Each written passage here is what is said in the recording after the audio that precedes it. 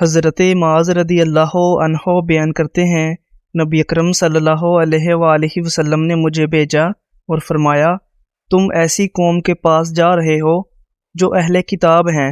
تم انہیں اس بات کی گواہی کی طرف دعوت دو کہ اللہ کے علاوہ اور کوئی معبود نہیں، اور بے شک میں اللہ کا رسول ہوں۔ اگر وہ اس بارے میں تمہاری فرما برداری کریں تو تم انہیں بتاؤ کہ اللہ تعالیٰ نے ان پر روزانہ 5 نمازیں فرض کی ہیں۔ اگر وہ اس بارے میں بھی تمہاری اطاعت کریں تو تم انہیں بتاؤ کہ اللہ تعالیٰ نے ان پر زکوٰۃ فرض کی ہے،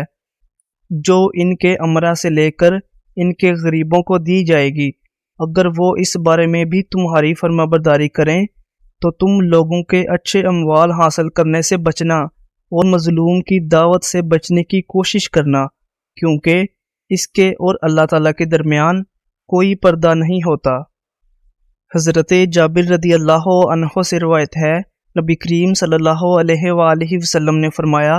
ظلم سے بچو، کیونکہ ظلم قیامت کے دن تاریکیوں کی شکل میں ہوگا، اور بخل سے بچو، کیونکہ تم سے پہلے کے لوگ بخل کی وجہ سے ہلاکت کا شکار ہوئے۔ انہیں اس بات نے ایک دوسرے کا خون بہانے اور حرام چیزوں کو حلال قرار دینے پر ابھارا تھا۔